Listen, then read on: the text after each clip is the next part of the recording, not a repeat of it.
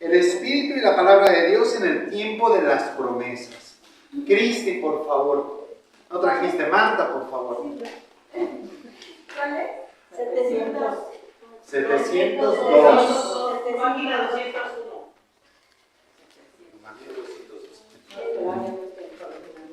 702. Desde el comienzo y hasta la plenitud de los tiempos, la misión conjunta del Verbo y del Espíritu del Padre permanece oculta pero activa. El Espíritu de Dios prepara entonces el tiempo del Mesías, y ambos, sin estar todavía plenamente revelados, ya han sido prometidos a fin de ser esperados y aceptados cuando se manifiesten. Por eso, cuando la Iglesia lee el Antiguo Testamento, investiga en él lo que el Espíritu que habló por los profetas quiere decirnos acerca de Cristo. Bueno, entonces nos dice el texto, el Verbo, el Hijo y el Espíritu Santo están ocultos en el Antiguo Testamento. No hay forma de que los judíos hubieran deducido del Antiguo Testamento la existencia del Hijo y del Espíritu Santo, aunque se habla del Espíritu y se habla de la sabiduría, por ejemplo, pero estaban escondidos. Pero ahí estaban, desde las primeras promesas. Ustedes recordarán que en el libro del Génesis, por ejemplo, se nos dice, y el Espíritu de Dios aleteaba sobre las aguas. Ellos no entendían que el Espíritu de Dios era la tercera persona de la Trinidad. Ellos hablaban del Espíritu de Dios como Dios mismo, aleteando sobre las aguas. También, ustedes recordarán que cuando se da el juicio sobre Adán y Eva, Dios le dice a la serpiente que pondré enemistad entre la mujer y tú, ¿verdad? Y su descendencia, ¿qué dice? Aplastará tu cabeza, ¿verdad? Es decir, ya hablaba de una descendencia que, sabemos, es Jesús quien aplastaría a la serpiente, ¿verdad? Entonces, pero están escondidos, no había forma de saber que, va a venir un Mesías, ese Mesías va a ser el Hijo de... Imposible. Más adelante, efectivamente, se habla del Mesías, pero bueno, ahorita lo vemos. Nada más un recordatorio en el número 243, por profetas, es decir, recuerden que dice el texto del credo, y que habló por los profetas. Dice, por profetas. La fe de la Iglesia entiende aquí a todos los que el Espíritu Santo ha inspirado en la redacción de los libros santos, tanto del Antiguo como del Nuevo Testamento. Profetas no son solamente Isaías, Jeremías, Elías, Natán, ¿verdad? No, todos los que escribieron los textos sagrados. En particular, por ejemplo, Moisés, ¿verdad? Bueno, luego, en la creación, número 703, Rafa, por favor. 703. La palabra de Dios y su soplo están en el origen del ser y de la vida de toda criatura. En cuanto al hombre, No, es justo. el chico también. Chiquito, sí. Es justo que el Espíritu Santo reine, santifique y anime la creación, porque es Dios consustancial al Padre y al Hijo. A Él se da el poder sobre la vida, porque siendo Dios, guarda la creación del Padre por el Hijo. Ok, este es un texto bizantino que nos habla de cómo efectivamente, si bien es cierto que es Dios el que crea, pero ahí está escondido el Padre y el Hijo, que son consubstanciales al Padre, son de la misma sustancia, son igualmente Dios como el Padre, ¿verdad? Misterio trinitario. Lo que decía hace un momento, ¿verdad? El Espíritu Santo y ya estaba presente en la creación del mundo. Vamos ahora a saltarnos hasta el número, por favor, 706. hablando del espíritu de la promesa. ¿Quién quiere? Antonia, por favor, ¿puedes? Sí, 706. Sí. Dice, contra toda esperanza humana, Dios promete a Abraham una descendencia como fruto de la fe y del poder del Espíritu Santo. En ella serán bendecidas todas las naciones de la tierra. Esta descendencia será Cristo, en quien la efusión del Espíritu Santo formará la unidad de los hijos de Dios dispersos. Comprometiéndose con juramento, Dios obliga ya al don de su Hijo amado y al don del Espíritu Santo de la promesa que es prenda para redención del pueblo de su posesión. Entonces fíjense lo que dice el catecismo. Dios promete a Abraham una descendencia, ¿verdad? Todos sabemos que por eso sale de la tierra de Ur, ¿verdad? Allá por la zona de Babilonia, los ríos Tigris y Éufrates. Desde allá se va hasta Palestina, con una promesa. ¿Cuál era la promesa? Una descendencia. En esa descendencia serán bendecidas todas las naciones de la tierra. La descendencia de Abraham será una bendición para todas las naciones. Pero dice aquí, esto es interesante, esta descendencia será Cristo. Sí, claro, está la descendencia de Abraham en Moisés, en Elías, en Isaías, Jeremías, en David, ok, todo el pueblo es una bendición, pero la bendición de todas las bendiciones, la más grande de todas las bendiciones será Cristo. Y dice, en quien la efusión del Espíritu Santo formará la unidad de los hijos de Dios dispersos. En Cristo, Dios va a unir a todos los pueblos, incluso más allá de los judíos, ¿verdad? Jesús será bendición porque nos une a todos por la fuerza del Espíritu Santo.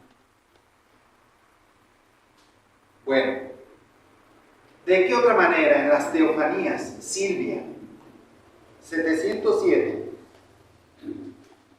Las teofanías, manifestaciones de Dios, iluminan el camino de la promesa, desde los patriarcas a Moisés y desde Josué hasta las visiones que inauguran la misión de los grandes profetas. A ver, ¿recordamos cuáles son esas teofanías? A ver, mencióname algunas de las teofanías del Antiguo Testamento. A ver. La zarza ardiente. La zarza ardiente, una de las grandes teofanías, ¿verdad? Recuerden que teofanía es la manifestación de Dios, ¿verdad? Dios que se manifiesta, está escondido, pero en ciertos momentos se manifiesta. ¿Qué otras teofanías? A ver, antes de Moisés. La nube. Bueno, esa es otra teofanía, ¿verdad? Pero con otro personaje, con Abraham. ¿Cuál fue la teofanía de Abraham? Bueno, hay varias, pero ¿cuál es la más importante? La central, la que hace, de ahí nace realmente el pueblo de Israel. Sí, pero ¿en cuál manifestación? Platíquenmela. La más importante teofanía de Abraham. Cuando abrió el mar. No, ese es de Moisés. Cuando habla con Dios, para darle, bueno, lo hace que suba al monte. No, ese es Moisés. ¿Eh? Con el fuego de la luz. Abraham con el fuego.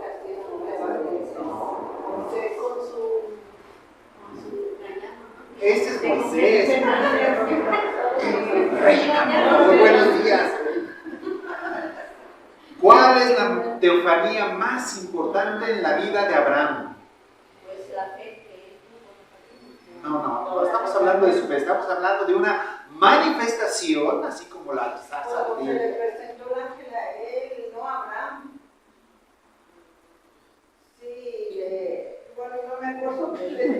Cuando iban a entregar a su hijo Es la que te ibas a decir. Esa es una, pero esa no es la más importante. Esa ya después, ¿verdad? Cuando le dicen detente, no. Eso efectivamente es una teofanía, Pero cuando llegan a su casa y le piden de comer, y bueno, les ofrece de comer, bajo la es la casa encina de Mambré, efectivamente, ahí está Abraham, tranquilamente, ¿verdad? Cuando de repente ve venir a 3 personajes y les ofrece, ¿verdad? A ver, descansen, vienen de un largo camino. Y entonces hasta les manda a hacer con su esposa, ¿verdad? Comida. Y una vez que ellos descansan y comen, ¿qué le dicen? Dentro de vendremos y ya tendrás a tu hijo. Ese que se te prometió, ¿cuánto tiempo atrás? ¿Quién sabe, verdad? Ahora sí, el año que... Y hasta Sara, su esposa, ¿qué hace? Se ríe, ¿verdad? Sí sabían, pero... Nos ponen el...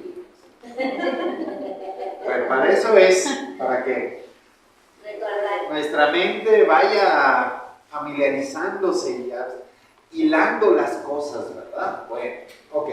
La teofanía de Mambré. Otra teofanía más, a ver. Ya no Abraham, ya no Moisés. Más adelante, con los profetas. Una teofanía. Mambré. Encina de Mambré. Capítulo 13, si más no me equivoco, de Génesis. Alguien más que no sea Florencia. Otra teofanía. Santo cielo, una más. A ver, Carmen. Kika. Eso déjamelo a mí para mis viejitos y yo, pero tú que estás chava.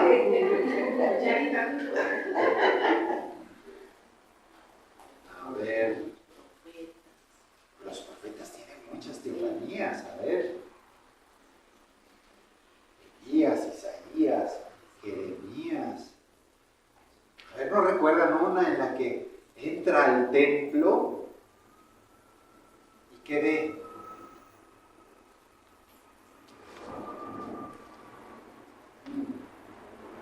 Ya está.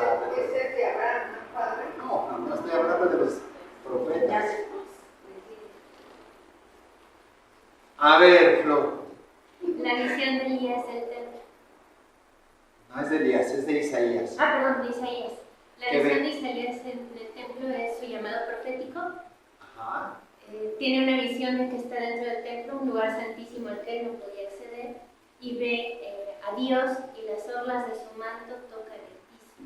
Y es purificada su boca por un carbón encendido. Exactamente, ¿verdad? Dios le manda a ir a profetizar y le dice, pero yo soy un hombre de labios impuros. ¿Cómo voy a ir yo? Entonces dice, y al ángel que tomó con las pinzas unas brasas y me tocó la boca. ¿No se acuerdan de eso? Los voy a mandar al curso de Biblia con mi hermana. Apenas empezamos el día. Apenas, ok. pero Bueno, Calma. lean la Biblia. No, Más sí, que esto hay que leer la tarea. Biblia. Pongo Bueno, tarea del 1 al 11. ok. Bueno, estábamos en que las teofanías iluminan el camino de la promesa desde los patriarcas, Abraham, ya vimos una de ellas, ¿verdad?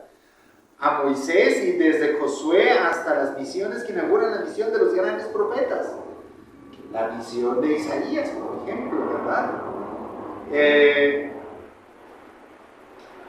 Dice, la tradición cristiana siempre ha reconocido que en estas teofanías el verbo de Dios se deja ver y oír y a la vez revelado y cubierto por la nube del Espíritu Santo. Bueno, en la nube, más concretamente en la teofanía de Moisés, ¿verdad? Pero hay otras teofanías, por ejemplo, de Elías, donde también aparece la nube, ¿verdad? Bueno, muy bien. Entonces, en todos estos momentos aparecen las acciones tanto del Hijo como del Espíritu Santo, especialmente del Espíritu Santo, ¿verdad? Porque es el Espíritu el que revela, ¿no? Bueno, vamos hasta el número 711, la espera del Mesías y de su Espíritu. ¿Quién quiere? Sonia, ahí atrás. La espera del Mesías y de su Espíritu. He aquí que yo lo renuevo. 2 líneas proféticas se van a perfilar. Una se refiere a la esperanza del Mesías, la otra al anuncio de un Espíritu nuevo.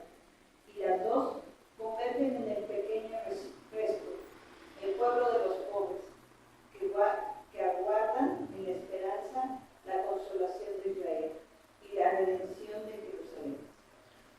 Ok, se ha dicho cómo Jesús cumple las profecías que a él se refieren. A continuación se describen aquellas que pertenecen sobre todo a la relación del Mesías y su Espíritu. Efectivamente, tanto la espera del Mesías como el anuncio de un Espíritu nuevo están presentes en el Antiguo Testamento. Eso ya lo sabemos, ¿verdad? Desde el profeta Natán, que anuncia que va a venir, le dice a David: tú no vas a construir una casa, Dios te va a construir una casa, una descendencia, y de esa descendencia habrá un vástago, ¿verdad? Y bueno, ahí está el anuncio del Mesías, pero también se anuncia la venida de un espíritu. Por ejemplo, en Ezequiel, cuando ve aquella escena del templo, ¿verdad?, que nace del altar un arroyo, ¿verdad?, que luego se va haciendo grande y luego da vida a todo lo que está a su alrededor y hasta sanea las aguas del mar muerto. ¿Recuerdan esa escena del profeta Ezequiel? Bueno, entonces no solamente se anuncia al Mesías, se anuncia la venida de un espíritu nuevo. Tanto él, la segunda como la tercera persona de la Trinidad, ya están entrando en escena sin saber quiénes son, ¿verdad? Número 712. Reina, por favor. Los rasgos del rostro del Mesías esperado comienzan a aparecer en el libro del Emanuel, cuando Isaías tuvo la visión de la gloria de Cristo. En particular, en Isaías 11:1-2, saldrá un vástago del tronco de Jesé, y un retoño de sus raíces brotará. Reposará sobre él el espíritu del Señor, espíritu de sabiduría e inteligencia, espíritu de consejo y de fortaleza, espíritu de ciencia y de temor del Señor. Ok, entonces aquí hay un ejemplo muy concreto, ¿verdad?, donde se habla del vástago del tronco de Jesé, que además será poseído por el Espíritu de Dios, ¿verdad? Luego, en el número, sigue con el siguiente de una vez. Los rasgos del Mesías se revelan sobre todo en los cantos del cielo. Después, estos cantos anuncian el sentido de la pasión de Jesús e indican así cómo enviará el Espíritu Santo para vivificar a la multitud, no desde fuera, sino desposándose con nuestra condición de esclavos. Tomando sobre sí nuestra muerte, puede comunicarnos su propio espíritu de vida. Ok, dice que especialmente en los cantos del siervo de Yahvé se muestran los rasgos del Mesías. ¿En dónde están los cantos del siervo de Yahvé? ¿En qué libro de la Biblia están los cantos del siervo? ¿Los salmos? No. Tampoco en el cantar de los cantares. ¿Qué te puedo decir? Cantos del siervo de Yahvé. Son 4 cantos del siervo de Yahvé. ¿En qué libro están? Isaías. Muy bien. Derrotada la ignorancia. Ya, veo que Flor también estaba con ganas de decirlos, pero efectivamente. El libro de Isaías tiene estos 4 cantos que todo buen cristiano debe ubicar. Especialmente el 4º canto es el más poderoso de todos ellos, ¿verdad? Lo leemos el Viernes Santo, cuando se habla de el que será llevado como cordero al matadero, ¿verdad? Bueno, ok. Léanos, por favor. Número 714, Rosy. Por eso Cristo inaugura el anuncio de la buena nueva haciendo suyo este personaje de pasaje de Isaías. El Espíritu del Señor está sobre mí porque me ha ungido, me ha enviado a anunciar a los pobres la buena nueva, a proclamar la liberación de los cautivos y la vista a los ciegos, para la libertad de a los oprimidos y proclamar un año de gracia del Señor. Entonces, insisto, vean cómo el Antiguo Testamento está lleno de elementos en los que no solamente se habla del Mesías, se habla de el Espíritu. Este es un texto que dice, el Espíritu del Señor está sobre mí. ¿Quién es ese sobre mí? Pues sabemos que será Jesús. De hecho, Él toma ese texto y lo hace suyo. ¿Y quién está sobre Él? El Espíritu Santo, el Espíritu del Señor.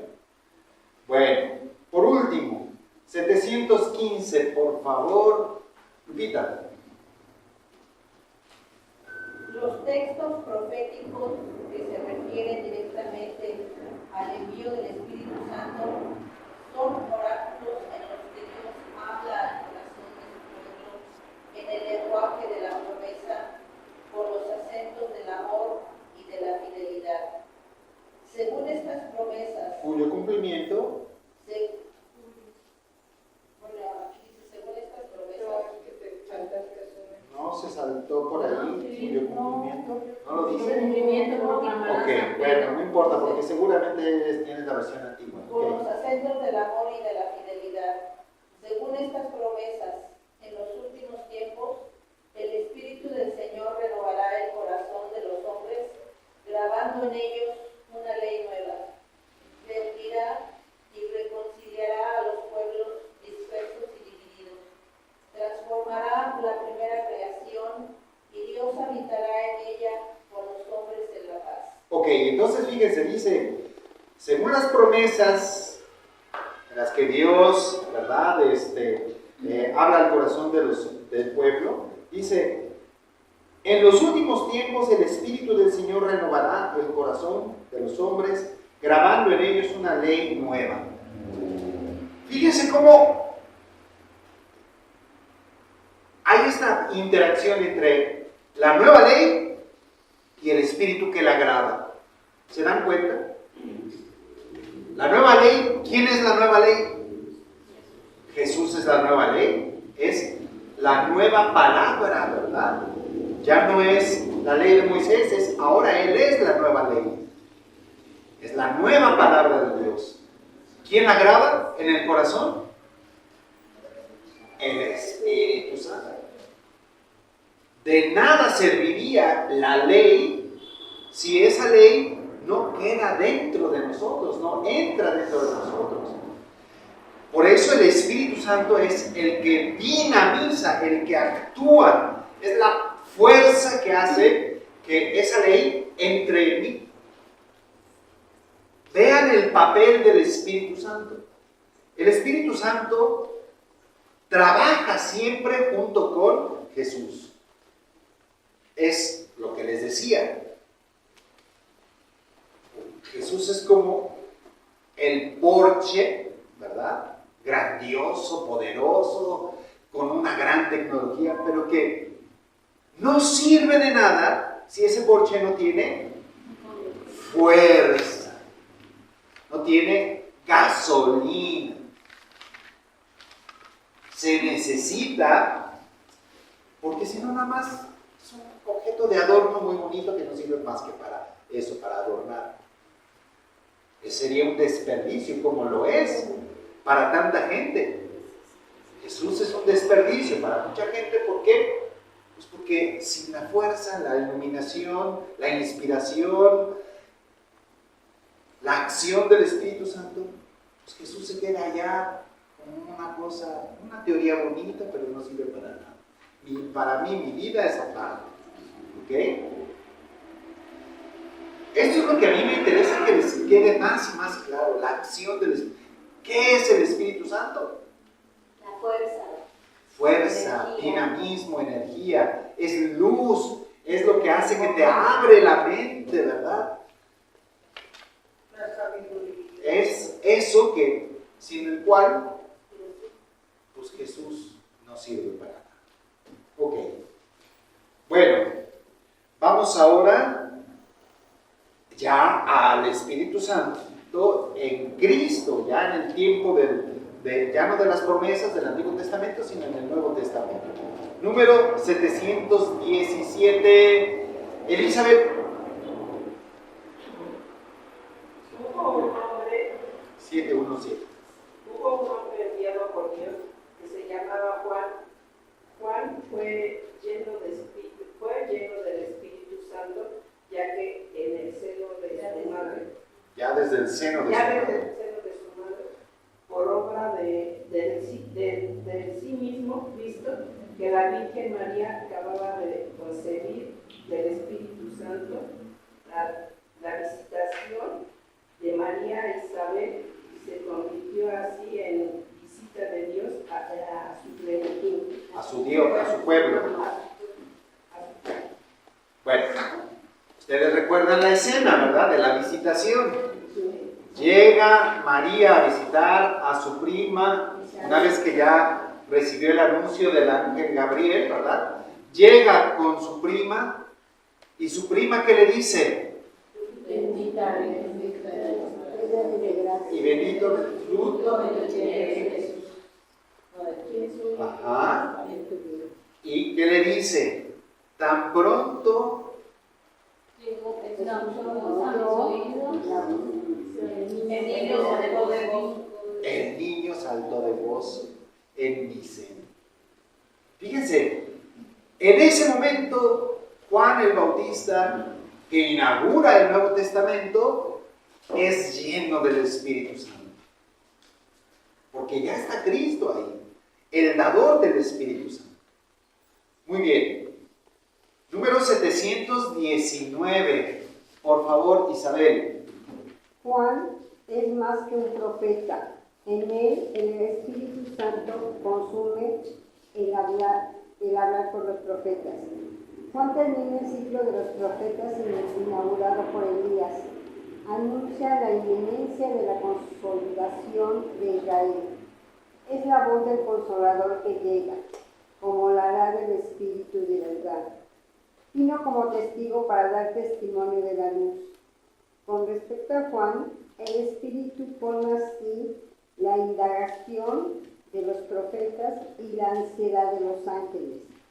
Aquel sobre quien veas que baja el Espíritu y se queda sobre él, ese es el que bautiza con el Espíritu Santo. Y yo lo he visto y doy testimonio de que este es el Hijo de Dios. He aquí el Cordero de Dios. El Espíritu Santo de tal manera compenetra a Juan que hace que él sea el que puede ver al Mesías y anunciarlo.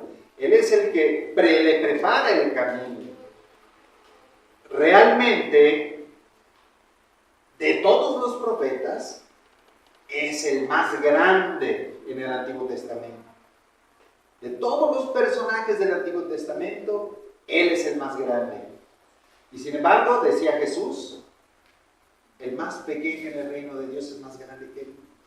Curioso. Bueno, entonces vemos cómo este Espíritu Santo también es fuerza, es dinamismo, es luz para Juan. Actúa en Juan. Entonces, del Espíritu Santo no nos dicen quién es, que no hay una predicación sobre el Espíritu Santo. ¿Por qué? Porque el Espíritu Santo es acción. No son teorías, es fuerza, es luz. Cuando te digan, háblame del Espíritu Santo, no es más que decir, pues mira todo lo que hacen todos los personajes de las Sagradas Escrituras. ¿Por qué lo hacen? Por el Espíritu Santo. Allí lo puedes ver en la acción del Espíritu Santo. Bueno, número 721. Llegamos a la plenitud total. Yolanda, ¿puedes? María, la Santísima Madre de Dios, la siempre Virgen, es la obra maestra de la misión del Hijo y del Espíritu Santo en la plenitud de los tiempos. Por primera vez en el designio de salvación y porque su Espíritu la ha preparado, el Padre encuentra la morada en donde su Hijo y su Espíritu pueden habitar entre los hombres. Por ello, los más bellos textos sobre la sabiduría, la tradición de la Iglesia los ha entendido frecuentemente con relación a María. María es cantada y representada en la liturgia sobre el trono de la sabiduría. En ella comienzan a manifestarse las maravillas de Dios, que el Espíritu va a realizar en Cristo y en la Iglesia. Okay, entonces, pues, obviamente la obra maestra del Hijo y el Espíritu Santo es precisamente María, que es capaz de recibir la plenitud tanto del Hijo, encarnándolo, como del Espíritu Santo, que es quien lo hace encarnar. Es templo de la Trinidad, la Santísima Madre, ¿verdad? Vamos a profundizar, a tratar de leer todo lo de María. Número 722, y me falta todo. Cristi ya leyó. Marta, ¿ya leíste? Ya. No, Cristi. Concepción. No. Ah, ¿tú no? Bueno, ahorita sigues. El Espíritu Santo preparó a María con su gracia. Convenía que fuese llena de gracia, la madre de aquel en quien reside toda la plenitud de la divinidad corporalmente. Ella fue concebida sin pecado, por pura gracia, como la más humilde de todas las criaturas, la más capaz de acoger el don inefable del Omnipotente. Con justa razón, el ángel Gabriel la saluda como la hija de Sión. Alégrate, cuando ella lleva en sí al Hijo Eterno. Hace subir hasta el cielo con su cántico al Padre en el Espíritu Santo, la acción de gracias de todo el pueblo de Dios y, por tanto, de la Iglesia. Proclama mi alma la grandeza del Señor y se alegra mi espíritu en Dios, mi Salvador. Este canto que hace María, obviamente inspirada por el Espíritu Santo, ¿verdad? Este canto de alabanza a Dios Padre que actúa en favor de su pueblo, especialmente de los últimos. El Magnificat, o la Magnificat le dice, derriba del trono a los poderosos y enaltece a los humildes. Entonces, María, llena del Espíritu Santo, puede hacer este cántico que nos muestra la acción de Dios, el Espíritu Santo. Seguimos. 7, 2, 3. En María, el Espíritu Santo realiza el designio benevolente del Padre. La Virgen concibe y da a luz al Hijo de Dios con y por medio del Espíritu Santo. Su virginidad se convierte en fecundidad única por medio del poder del Espíritu y de la fe. La obra más grande del Espíritu Santo en María es la concepción.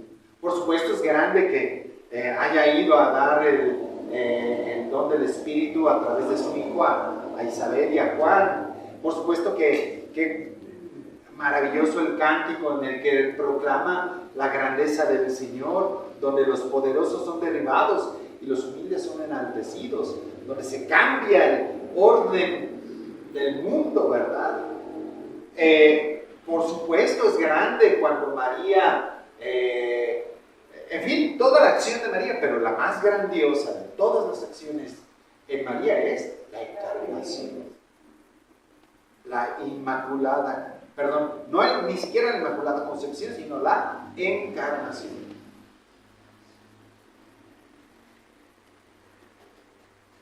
...724... Tú también, Conchita. En María, el Espíritu Santo manifiesta al Hijo del Padre, hecho Hijo de la Virgen. Ella es la zarza ardiente de la teología definitiva, llena del Espíritu Santo. Presenta al Verbo en la humildad de su carne, dando a conocer a los pobres y a las primicias de las naciones. Que nada más es una alegoría, ¿verdad? Ella es la verdadera zarza ardiente, porque en ella se pone de manifiesto, se manifiesta a Dios, ¿verdad? La zarza aquella manifiesta a Dios al no consumirse. Pero María es la mayor de todas las zarzas ardientes, porque ella no solamente lo presenta de una manera efímera, como lo vio Moisés, sino lo presentó a todas las naciones. ¿Ok? Y por último, bueno, penúltimo, 725, Antonia, por favor. En fin, por medio de María, el Espíritu Santo comienza a poner en comunión con Cristo a los hombres, objeto del amor benevolente de Dios. Y los humildes son siempre los primeros en recibirle. Los pastores, los magos, Simeón y Ana, los esposos de Caná y los primeros discípulos. Ok, entonces María también ayuda a poner en comunión con ese Espíritu, con Cristo, a los hombres. Por ejemplo, los pastores, los magos, Simeón y Ana. Ustedes recuerdan cómo Simeón y Ana se llenan del Espíritu y dice Simeón: ahora, Señor, puedes dejar a tu siervo y irse en paz, porque nosotros han visto al Salvador. Los esposos de Caná, recuerdan las bodas de Caná, donde María interviene para que Jesús y el Espíritu Santo transformen el vino, en fin. Y por último, 726, Catalina. María se convierte en la mujer de la hora, madre de los vivientes, madre de Cristo local. Así es como ella está presente con los 12 que perseveraban en la oración por el mismo Espíritu. Desde el amanecer de los últimos tiempos, el Espíritu va a laborar en la mañana y Pentecostés con la manifestación de la iglesia. Bueno, entonces, por último, ¿verdad? María, que acompaña a los apóstoles. No solamente está en la pasión de su Hijo, acompañada en el caso del Evangelio de Juan por uno de los apóstoles, Juan, sino también acompaña, según el libro de los Hechos de los Apóstoles, la espera de la venida del Espíritu Santo. Ella, que ya está llena del Espíritu Santo, va a ser renovada por el Espíritu Santo en Pentecostés, porque el Espíritu Santo es algo que recibes, pero tienes que volver a recibir. Es como la gasolina del Porsche que les digo. Si no se renueva, se acaba, ¿verdad? Ya tienes la gasolina, pero hay que volverle a echar y a echar y a echar. Y es lo que está sucediendo. María, una vez más, recibe el don del Espíritu Santo, no porque no lo tuviera, sino porque siempre hay que estarlo renovando, ¿verdad? Y especialmente a través de la oración. Esto es un texto importantísimo para nosotros, porque nos recuerda que ese Espíritu lo recibimos de una manera muy especial cuando oramos. En la oración recibimos el Espíritu Santo. Bueno, por supuesto que también en los sacramentos, ¿verdad? Pero aprovechamos para hacer notar cómo la oración es imprescindible para un cristiano. Lo era para María, que estaba llena del Espíritu Santo, que era la Inmaculada, que era la Madre de Dios. Si ella lo necesitaba, imagínense nosotros, ¿verdad? La oración también es algo fundamental para llenarnos del Espíritu Santo. Esa oración, insisto, que no es estar rezando mucho, es desde lo más profundo abrirse al misterio de Dios, dejar que ese Dios que es amor me llene de amor, que no es otra cosa que el Espíritu Santo, que es el Espíritu Santo, el amor que hay entre el Padre y el Hijo. Entonces, es esta toma de conciencia, es esta actitud profunda de ver, sentir, captar el amor en todas sus formas. Eso es llenarse del Espíritu Santo, es la energía que me hace enfrentar todos mis demonios. Padre, entonces, desde el bautizo que lo tenemos para Cristo, es necesario siempre la oración para que renazca y nuevamente esa fortaleza que nos da el fuerza de todos los dones. Todas bolas de dones, sí, efectivamente. Bien. Ya lo de Cristo Jesús y del Espíritu en la iglesia en los últimos tiempos lo vamos a dejar para la siguiente, ¿sale? Para no quedarnos a la mitad.